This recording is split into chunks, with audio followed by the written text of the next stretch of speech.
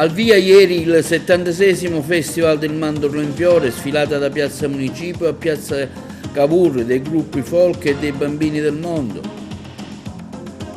Scritte intimidatorie sui muri della sede di Fratelli d'Italia, che è anche quella del parlamentare Savarino, tante le manifestazioni di solidarietà. Nuovo piano di razionamento dell'acqua in Sicilia, definito dall'autorità di bacino. Convegno in ricordo del parlamentare agrigentino Giuseppe La Loggia, a 30 anni dalla sua scomparsa. Assemblea della Federazione Italiana Scuole Materne, sabato scorso, presente anche l'arcivescovo Alessandro Damiano. Si è insediato stamani presso il commissariato di Sciacca il nuovo dirigente Cesare Castelli, presente anche il questore Tommaso Palumbo. Caro volo in vista delle festività pasquali per la nostra Sicilia. Screening gratuito della vista agli alunni dell'Istituto Andrea Camilleri a Favara, organizzato dal Lions Club Agrigento Valle dei Templi. Vince per 3-1 l'Akragas in casa contro il Locri, un'ampia panoramica degli avvenimenti sportivi in provincia.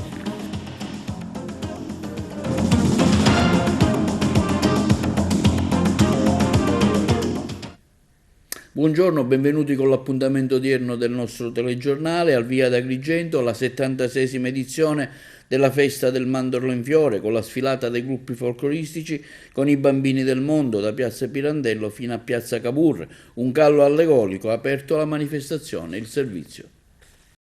Al via ad Agrigento la 76esima edizione della festa del Mandorlo in Fiore, con la sfilata dei gruppi folcloristici con i bambini del mondo da Piazza Pirandello fino a Piazza Cavour.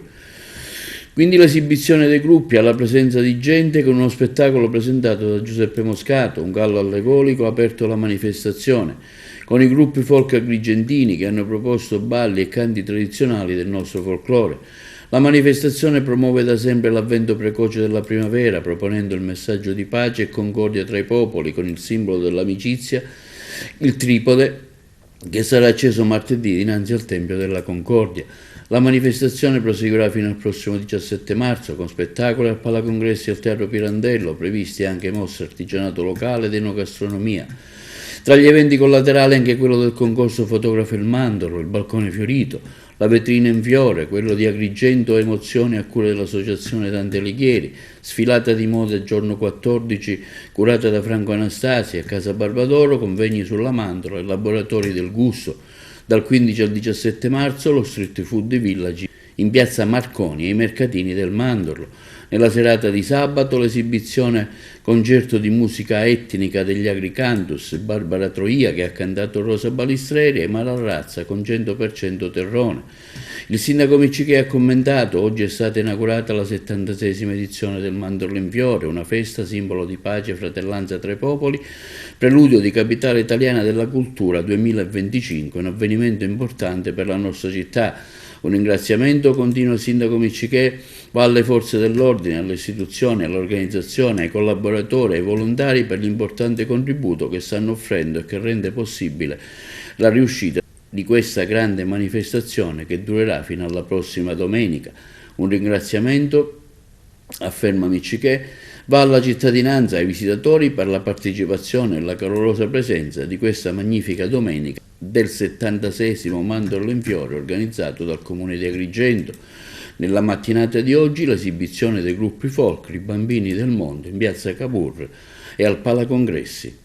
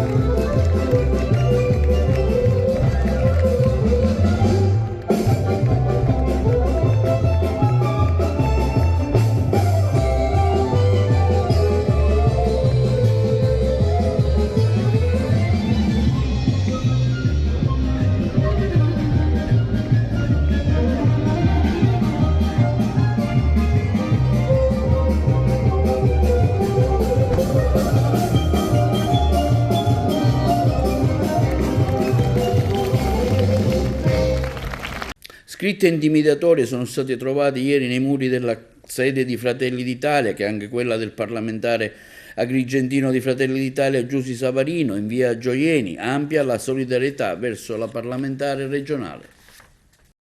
Scritte intimidatorie sono state trovate sui muri della sede di Fratelli d'Italia al centro di Agrigento, in via Gioieni, che è anche la sede della parlamentare regionale Giusy Savarino.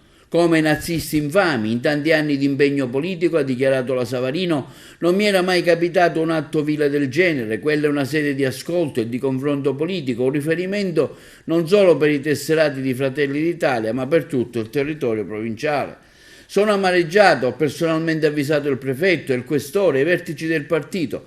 Queste minacce sono frutto di un clima di contrapposizione politica che si sta facendo sempre più pesante.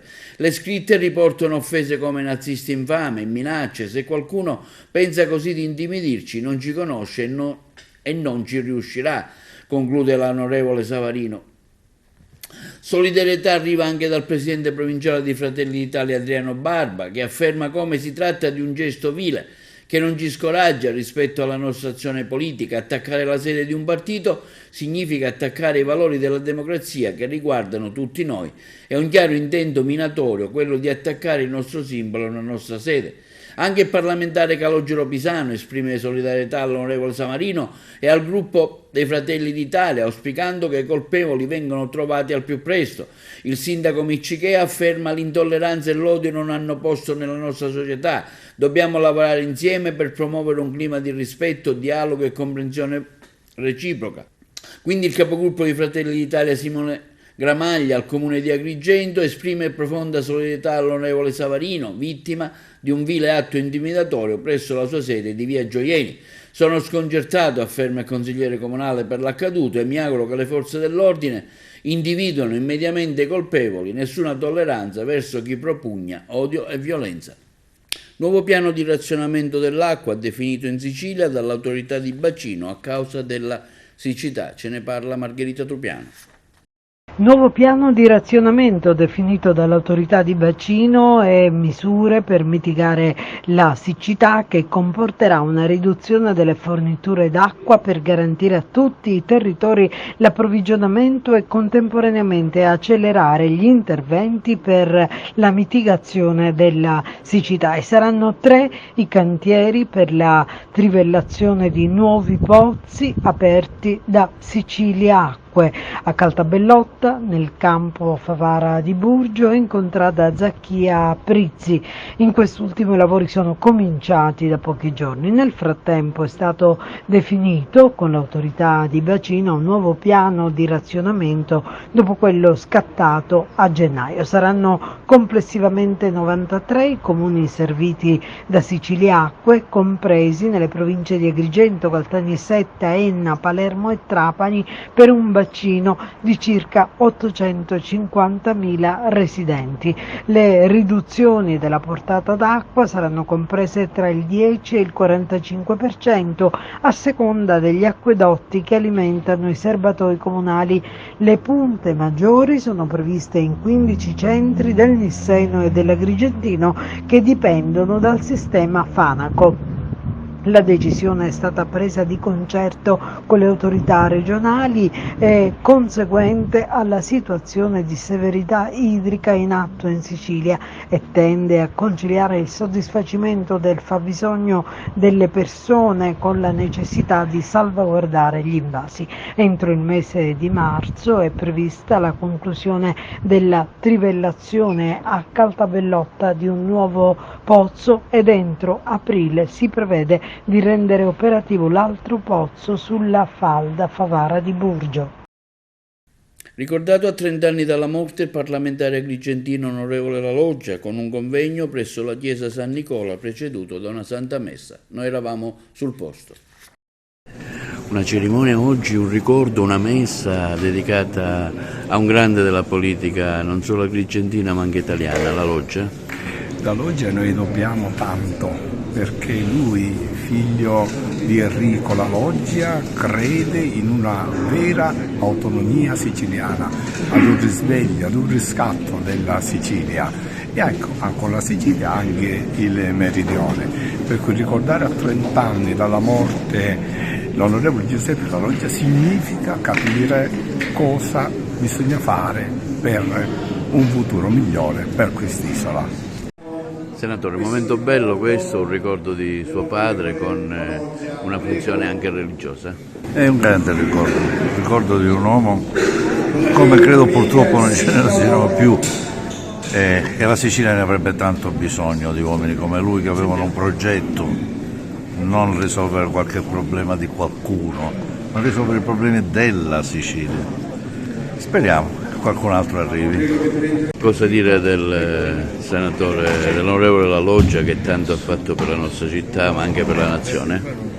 Ma io credo che sia opportuno ricordare uno dei protagonisti della vita politica siciliana e nazionale e naturalmente agrigentina, e ricordarlo per il lascito che ci dà, ricordarlo perché ha rappresentato una delle personalità più eminenti di questa provincia, perché è stato uno dei protagonisti della vita pubblica siciliana e nazionale, e perché di sé ha lasciato il ricordo di un uomo colto, elegante, di un uomo attento alle vicende della politica, di un uomo rigoroso nella sua vita.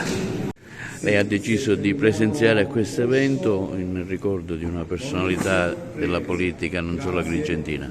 Io ricordo la memoria dell'onorevole Giuseppe La Loggia, oggi sono 30 anni della sua morte, mi sembrava doveroso essere presente e rappresentare l'intera città, l'amministrazione comunale, il consiglio comunale, oggi qui in questa chiesa, in questo evento. Un convegno si è svolto nella giornata di sabato dalla Federazione Italiana Scuole Materne, dal tema La scuola che accoglie, educa e custodisce, presente per l'occasione l'Arcivescovo Alessandro Damiano. Oggi si è concluso questo convegno dal titolo La scuola che accoglie, educa e custodisce. Ecco, facciamo una sintesi di ciò che è stato oggi questa iniziativa che ha visto la presenza dei vertici del vostro sindacato e della vostra associazione e anche dell'Arcivescovo Don Damiano. Sì, oggi per noi questa è stata una giornata importante, una giornata celebrativa. Abbiamo voluto celebrare un valore aggiunto che si trova nel nostro territorio di Agrigento, e questo valore aggiunto è dato dalle nostre scuole di ispirazione cristiana. Per questa la presenza del Vescovo, del Sindaco e della Presidente regionale della nostra federazione, proprio per dare quella voce a quelle scuole che vengono considerate a volte di secondo grado, in secondo piano, ma in realtà non è così, perché sono delle scuole che hanno un valore intrinseco che è quello proprio di essere di ispirazione cristiana. Ecco, la vostra presenza nel territorio agrigentino come si articola? In tutta la provincia ovviamente? Sì, noi siamo presenti in tutta la provincia di Agrigento con le scuole sia dell'infanzia, con gli asili nido e con le scuole primarie di ispirazione cristiana. Sono 39 le scuole aderenti alla federazione su 45 circa presenti sul territorio, quindi circa il 90% delle scuole sono FISM, scuole federate. Queste scuole racchiudono più di 1700 bambini e racchiudono anche più di 300 persone tra educatori, insegnanti e personale ATA e quant'altro. Oggi un interessante convegno qui ad Agrigento per fare il punto un po' della situazione, la scuola che accoglie e custodisce. Ecco, quanto è importante la vostra azione nel territorio e cosa si differenzia dalle altre? Ma è importante perché comunque le sfide oggi sociali, dell'accoglienza, dell'attenzione verso le fragilità, verso le famiglie che oggi appaiono in difficoltà, disgregate. Oggi è importante sicuramente dedicare a loro un luogo appunto che accoglie, che educa, che prende soprattutto in carico le famiglie e le fa sentire al sicuro. Come federazione abbiamo deciso di prendere il largo, è proprio il nostro motto per il 50° della nostra federazione, che appunto nel 2024 compie 50 anni. Prendiamo il largo perché vogliamo andare avanti, non perché ci sentiamo migliori degli altri, ma vogliamo trainare tra l'altro anche un sistema, stando a fianco anche delle scuole statali, dei comuni, di tutti gli attori di questo sistema di istruzione, perché comunque è un sistema che ha bisogno dell'apporto di tutti, c'è bisogno di fare squadra per le famiglie e per mettere al centro i bambini. Don Damiano, oggi un interessante convegno sulle scuole materne a indirizzo cristiano della Federazione FISM di Agrigento. Ecco, lei ha ritenuto di partecipare e di portare il suo saluto. Un saluto, un'attenzione a questo servizio che si rivolge ai più piccoli, quei piccoli che sono da custodire, da accogliere, da educare, quei piccoli che saranno gli adulti di domani. Allora è bene curare le radici perché possano portare frutti buoni, e la FISM credo che svolga in modo eccellente questo servizio, che è servizio alla società ed è sostegno educativo alle famiglie. Lei ha ricevuto un riconoscimento per i suoi 25 anni di adesione alla FISM. Ecco, un bilancio di questi suoi 25 anni e cosa avete rappresentato anche per il nostro territorio? Allora, sono stati 25 anni meravigliosi. Noi abbiamo iniziato non sapendo neanche cosa ci aspettasse, ma accanto alla FISM, con l'aiuto della FISM, ci hanno fatto crescere, sono cresciuti loro e siamo cresciuti noi. E credo che abbiamo rappresentato un punto fermo per i nostri bambini e per le famiglie dei nostri bambini, perché ce l'hanno affidati e noi li abbiamo custoditi come se fossero stati nostri. E quando il genitore ci dice, quando noi lasciamo i bambini è come se ci sentiamo sicuri, come se li lasciassimo le nostre mamme, credo che abbiamo raggiunto il nostro obiettivo. E si è insediato stamani a Sciacca, alla presenza del questore Palumbo, il nuovo dirigente del commissariato, Cesare Castelli. Sentiamo le interviste. A proposito di complessità e di vastità del territorio di copertura del commissariato di Sciacca, siamo al confine con la provincia di Trapani, al confine con la provincia di Palermo, due territori anch'essi molto complessi. Alla luce di questo e alla luce del gran valore che ha questo presidio della Polizia di Stato, perché negli ultimi anni c'è stata una riduzione di personale, di agenti, sentiamo che c'è la necessità forse di un ulteriore potenziamento. C'è da parte del Ministero un programma in tal senso? Guardi, la situazione a cui lei accennava è una situazione, diciamo così, globale. Veniamo da tempi in cui c'è stato un blocco dei concorsi, siamo figli di una politica di quelli che sono stati gli arruolamenti, che sicuramente hanno visto la fine degli anni 80 e l'inizio degli anni 90 come un momento di grande afflusso in ingresso nei ruoli della Polizia di Stato. Poi c'è stata una diciamo così, carenza nell'emissione dei bandi di concorso e questo ha prodotto un, come dire, invecchiamento e pensionamenti che hanno riguardato il personale della Polizia di Stato nel suo complesso sul territorio nazionale. Fortunatamente stiamo andando in una controtendenza, molti sono i bandi di concorso che sono stati emessi nell'ultimo periodo e perciò dobbiamo aspettarci e confidiamo in un nuovo momento di ingresso non soltanto a Sciacca ma diciamo così più in generale su tutto quello che è il territorio nazionale. Dando l'opportunità di dirigere un commissariato che voi conoscete benissimo, è molto importante, il professore l'ha detto, ha una competenza vastissima, 14 comuni, o anche un territorio molto vasto e con anche interessenze particolari. La mia esperienza professionale la conoscete, ci conosciamo perché, come ha detto il questore, io ho diretto a Scavacco tantissime volte questo commissariato, quindi il personale lo conosco, il territorio lo conosco, certo lo conoscerò sicuramente meglio, anzi mi auguro di conoscerlo molto meglio. Cercherò di dare del mio meglio e di fare il mio quello per cui sono pagato e soprattutto dare al cittadino un servizio ottimale. Cioè, mi ricordo a me stesso che il commissariato comunque vive per il cittadino ed è assolutamente importante avere questo contatto col cittadino.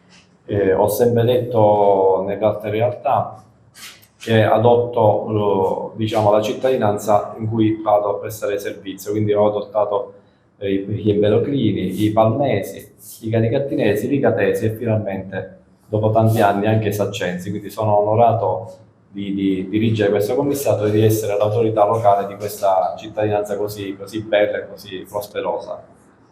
Io ovviamente cercherò di avere anche un ottimo rapporto con voi. Le organi di stampa sono importantissime per la divulgazione anche non solo del nostro lavoro, è importante che si venga a sapere anche quello che facciamo, che sovente non è molto conosciuto, ma è importante perché penso che dia anche la conoscenza di quello che facciamo, delle tante attività che facciamo, che possono essere attività investigative, ma anche semplicemente amministrative, come diceva questo dei tantissimi passaporti, tantissime licenze, è importante anche questo aspetto. È bene che il cittadino conosca anche quelle che sono la nostra attività lavorativa e magari avere fiducia in noi, che è importante. Si ripropone il caro voli in Sicilia in occasione delle prossime festività pasquali. La corrispondenza da Palermo. Pasqua e torna puntuale in Italia il fenomeno del caro voli, lo afferma il Centro di Formazione e Ricerca sui Consumi CRC, che in collaborazione con Assoutenti ha analizzato l'andamento delle tariffe aeree nel periodo delle festività pasquali per capire quanto costi acquistare oggi un biglietto per la Sicilia e la Sardegna o per recarsi all'estero nei giorni di festa. L'analisi sulle tratte nazionali ha preso in esame un volo di andata e ritorno dalle principali città italiane, con partenza venerdì 29 marzo e ritorno martedì 2 aprile. Chi acquista oggi un biglietto andata e ritorno per l'aeroporto di Catania spende un minimo di €365 partendo da Torino, 319 da Verona, 317 da Venezia. Più economico volare da Roma, dove il biglietto per Catania parte da €144. Se invece si vuole raggiungere Palermo, per le stesse date si spendono €305 partendo dallo scalo di Forlì, 295 da Bologna, 288 da Torino, 259 da Milano. Costoso anche raggiungere la Sardegna a Pasqua. Il biglietto andata e ritorno da Bologna ad Alghero parte da €334, €323 se si atterra a Cagliari.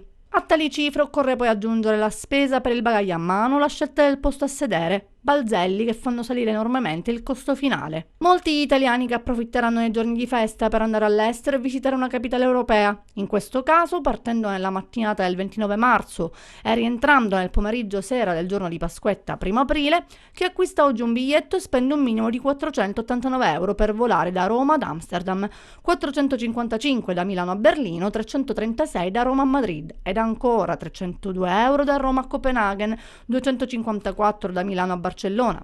Proibitivi i prezzi dei biglietti andata e ritorno per le località di mare più ambite. Ipotizzando una settimana di vacanza da sabato 30 marzo a sabato 6 aprile, servono, in base alle soluzioni migliori proposte dai siti di comparazione, €466 da Milano a Sharm el Sheikh, €749 da Roma a Zanzibar, 936 per le Maldive e addirittura €1.166 per le Seychelles. Nonostante gli sforzi messi in campo dal governo, il fenomeno del caro voli sembra senza soluzione e le compagnie aeree continuano a imporre il proprio strapotere, ricorrendo ad algoritmi che fanno salire le tariffe alle stelle, in concomitanza con i periodi di festa e le partenze dei cittadini, senza che gli utenti possano in alcun modo difendersi da tali politiche scorrette. Lo dichiara Furio Truzzi, presidente del Centro di Formazione e Ricerca sui Consumi. Con queste tariffe viaggiare in aereo sta diventando sempre più un lusso per i ricchi, una situazione che lede il concetto di continuità territoriale e danneggia non solo i consumatori costretti a rinunciare alle partenze o tagliare i giorni di villeggiatura, ma anche le imprese locali, disincentivando il turismo, ha commentato il presidente di Assoutenti, Gabriele Melluso. Un vasto incendio ha colpito ieri Castellammare del Golfo, alimentato dal forte vento di Scirocco. La corrispondenza da Trapani.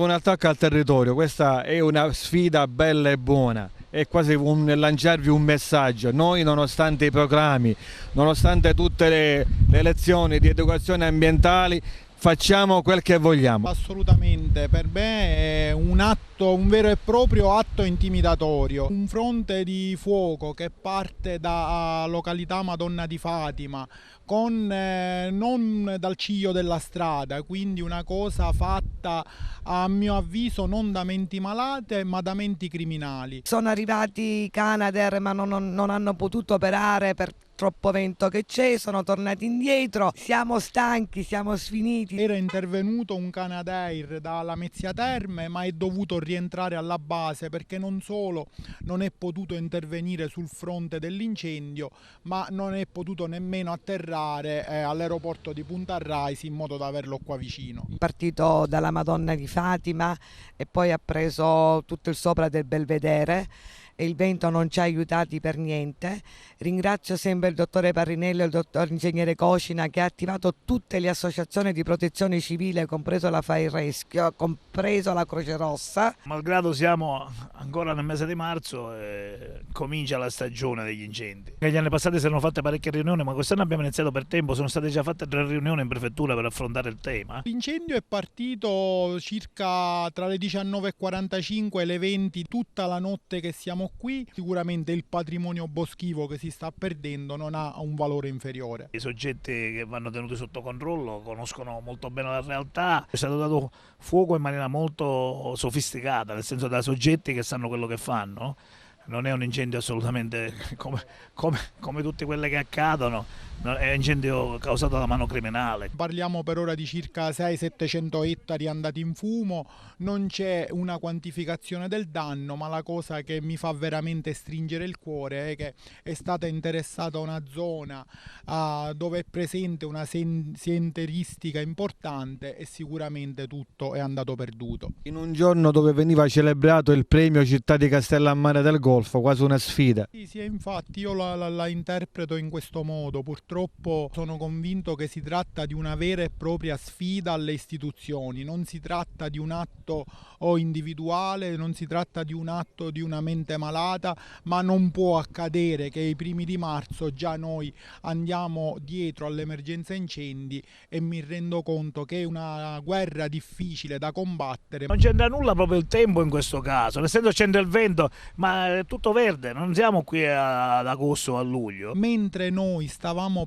programmando l'attività, esistono poi degli interventi così mirati che di fatto rendono sostanzialmente inarrestabile il problema, un po' come quando un kamikaze si fa esplodere in mezzo alla folla. È un atto assolutamente imprevedibile, difficilmente da controllare, difficile da prevenire, ma ritengo che l'unico modo per attaccare in modo serio queste menti criminali sarà quello di colpire il loro patrimonio economico, e questo consentirà, così come è successo con la confisca dei beni alle associazioni mafiose, questo consentirà prima o poi lo scemare di queste follie. È stata fatta una sfida allo Stato e io, insieme agli altri uomini dello Stato, raccolgo questa sfida. In tal senso voglio anzi sottolineare non solo la presenza degli addetti antincendio, ma questa notte c'è stato un ampio schieramento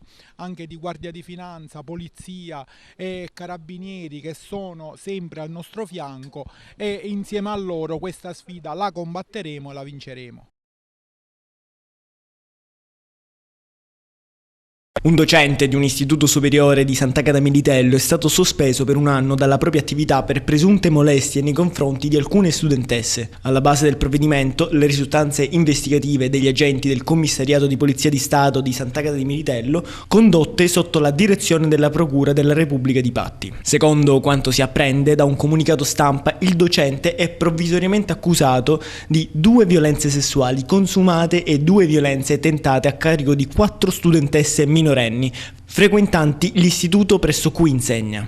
Secondo l'impianto accusatorio, che dovrà trovare riscontro nelle successive fasi di giudizio, la contestazione provvisoria riguarderebbe presunti palpeggiamenti, carezze, baci e ammiccamenti che il docente avrebbe posto in essere nei confronti delle studentesse durante le ore di lezione. Il GIP di Patti ha valutato positivamente il quadro indiziario emerso dalle indagini e dopo le formalità di rito al docente è stato intimato di non riprendere la propria attività didattica per un anno. Si precisa in ogni caso che il procedimento pende tuttora in fase di indagini preliminari e che in ossequio del principio di non colpevolezza fino a sentenza definitiva di condanna sarà svolto ogni ulteriore accertamento che dovesse rendersi necessario anche nell'interesse dell'indagato. Linea da regia per gli spot pubblicitari.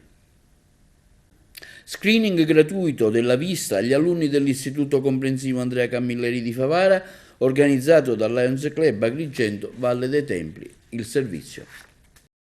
Il Lions Club Agrigento Valle dei Templi, presieduto da Gioacchino Cimino, in collaborazione e partecipazione della dottoressa Tecla Bartolomeo, oculista, alla presenza del camper oftalmico del distretto Lions Sicilia, nell'ambito dell'attività di servizio dell'area vista, ha effettuato uno screening gratuito della vista ai piccoli alunni delle prime classi dell'Istituto Comprensivo Andrea Camilleri di Favara, diretto dalla dirigente Rosetta Monreale.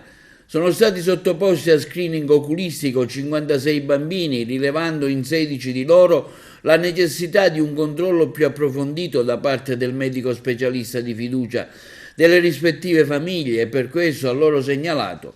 In occasione del service, i bambini sottoposti a controllo visivo sono stati donati degli occhiali da sole nell'ambito dell'iniziativa distrettuale Un occhiale da sole per ogni bambino in vista, promossa dal delegato distrettuale raccolto occhiali usati Maria Antinoro, in sinergia con il delegato distrettuale del service Maria Briguglio, presente per l'occasione anche il presidente di zona 26 Giuseppe Caramazza.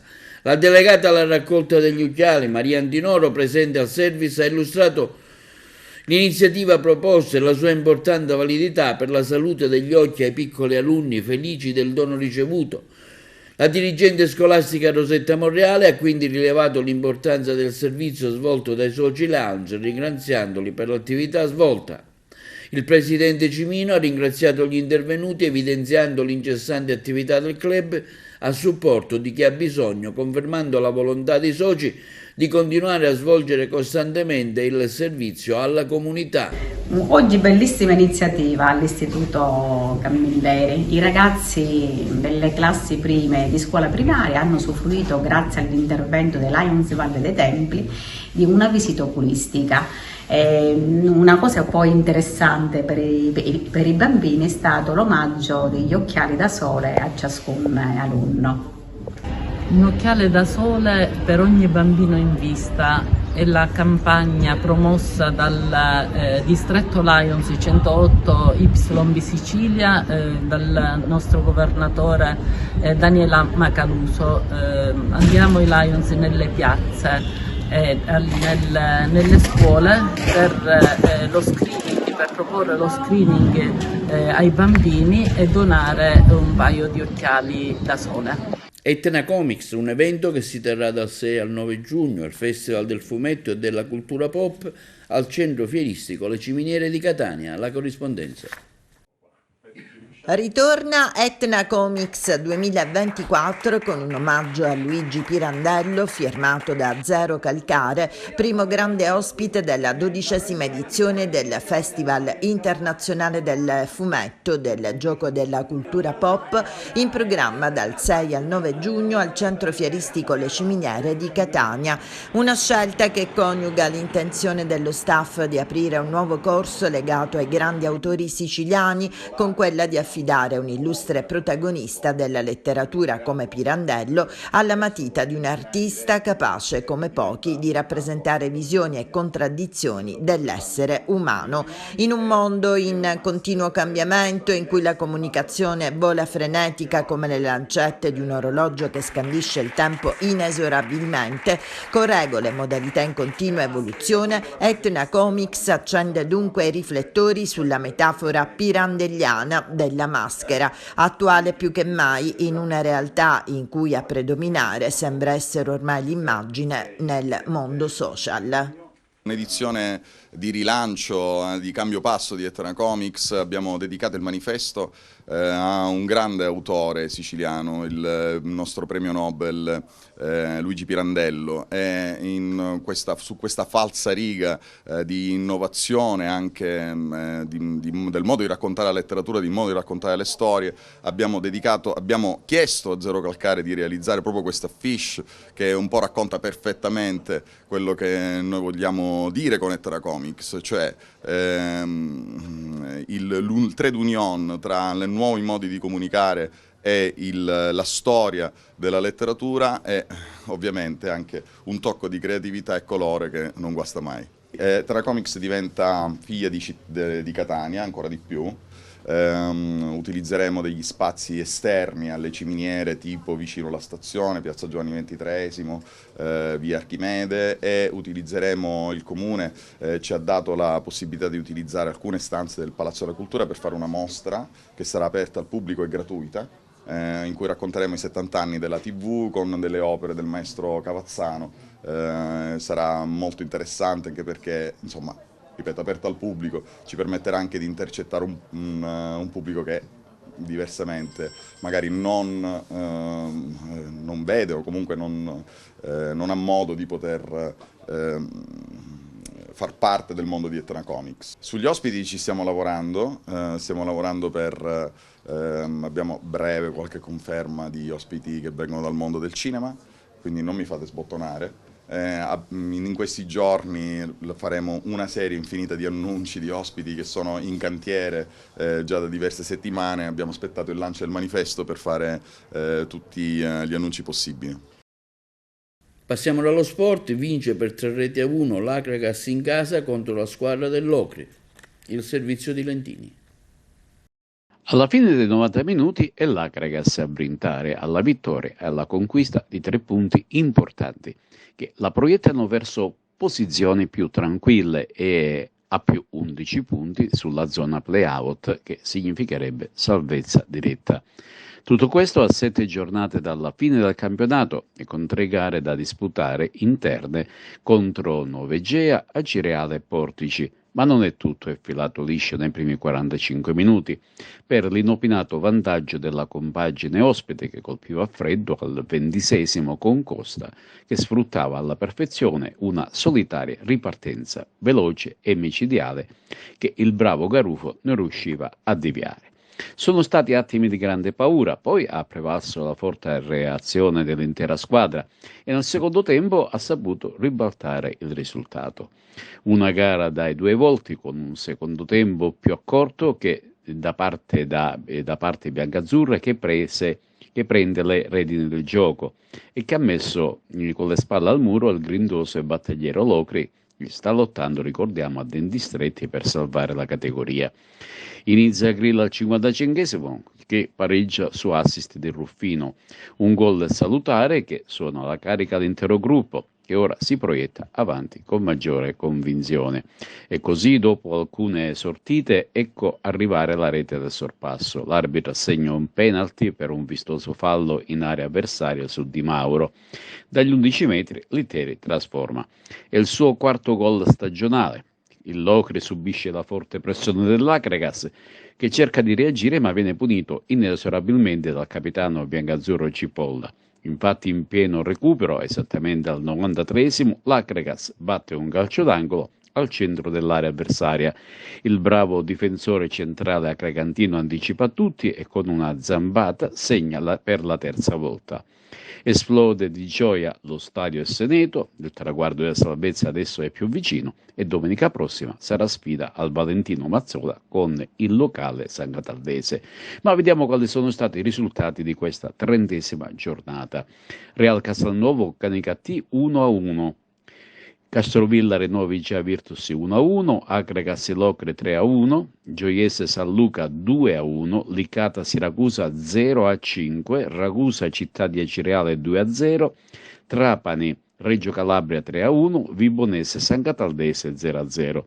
hanno riposato Portici e Città di Sant'Agata. Adesso la classifica si fa sempre più interessante e serena per i colori biancazzurri. Infatti, a parte il Trapani che sta facendo un campionato tutto a sé con 75 punti guida la classifica, insegue in seconda posizione 64, mentre a 60 la Vibonese si stacca. Poi c'era il Reggio Calabria con 46, Sant'Agata e Real Casalnuovo 43, e poi c'è Acireale Ragusa 40, ed eccoli qua, Igea Virtus, Acregas e Canicattì con 35 punti, Licata 34, San Cataldese 30, Portici e Locri 24, San Luca 22, Castrovilla 13 e Gioiese in ultima posizione con 7. Il prossimo turno ci saranno Città di Cireale Trapani, poi Regina e Castrovillari, Locri e Real Casalnuovo, Nove Igea Vibonese, il Portici ospite Licata, San Luca con il Città di Sant'Agata, San Cataldese, Acregas, Siracusa, Gioiese e riposeranno Canicattì e Ragusa. Ed ora spazio alle interviste. Non ci aspettavamo di passare in svantaggio. Io ero convinto che prima o poi arrivasse il gol. Avevamo un po' di frenesia all'inizio, forse la troppa voglia di chiudere questa partita. Se devo trovare appunto probabilmente un errore è stato questo, perché io non mi aspettavo di giocare per forza una partita bella oggi, io mi aspettavo concretezza, cinismo e basta, perché oggi contavano i 3 punti. Però dentro lo spogliatoio ci siamo detti che questa partita la potevamo vincere serenamente, dipendeva soltanto da noi. I ragazzi hanno risposto, io non c'entro nulla davvero, perché il secondo tempo hanno fatto tutto loro. A beneficio di chi era a casa o dei tifosi che non avessero la distinta, diciamo subito che eri privi di difensori centrali, Rechichi infortunato, Fregapane sappiamo che non stava particolarmente bene, quindi ti sei dovuto inventare una linea difensiva composta da Cipolla e 2 che non sono proprio di ruolo, ed una squadra poi dalla cintola in su abbastanza offensiva.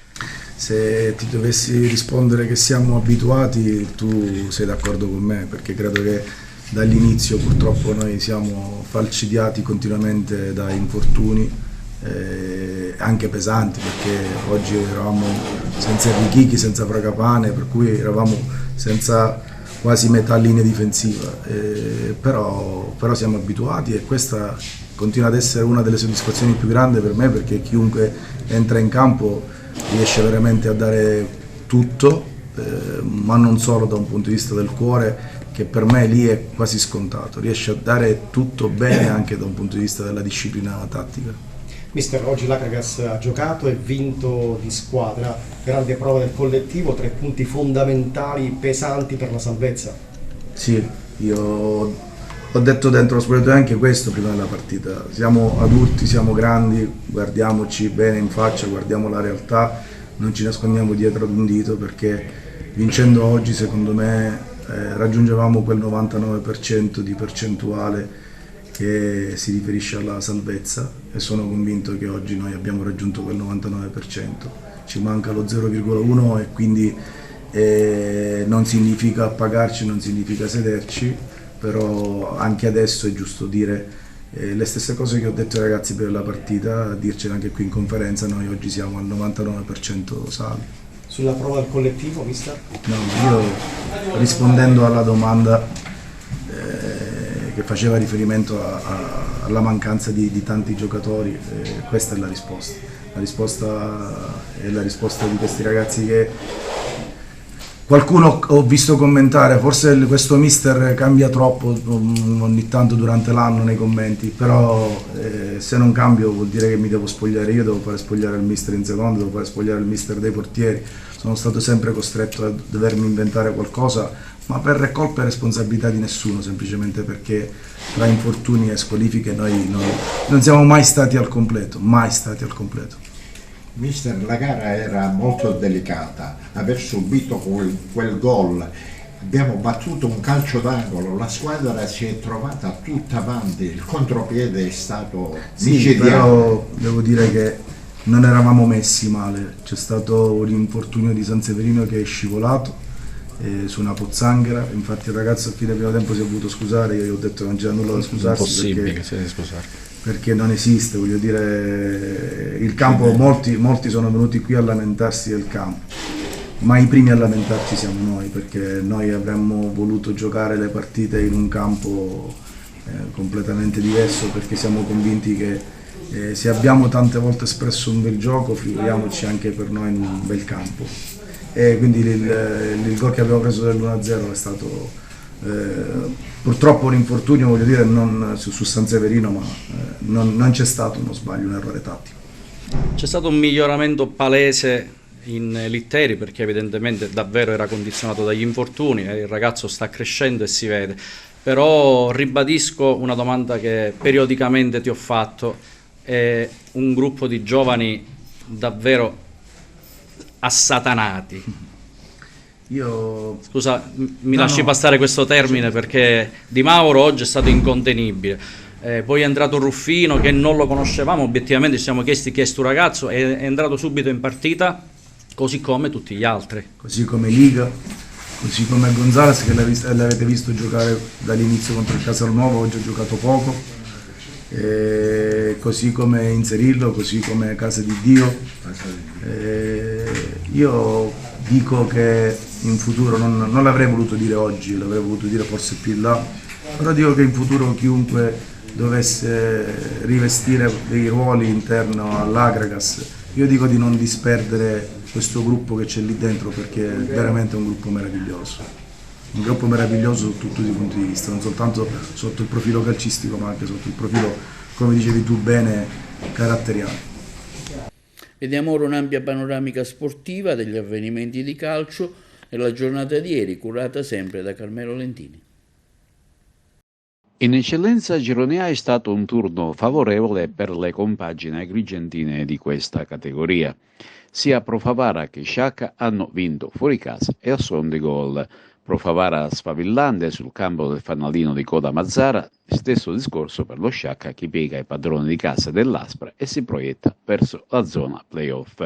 Per quanto riguarda la vetta, la Nissa continua la propria marcia trionfale verso il salto in Serie D, ma vediamo quali sono stati i risultati.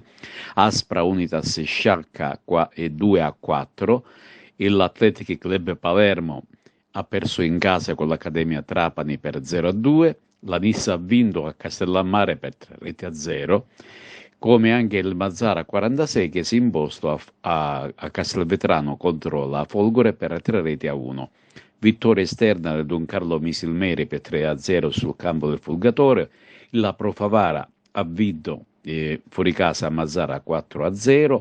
Casteldaccia fuori casa ha vinto con l'Oratorio Marineo per 0-2.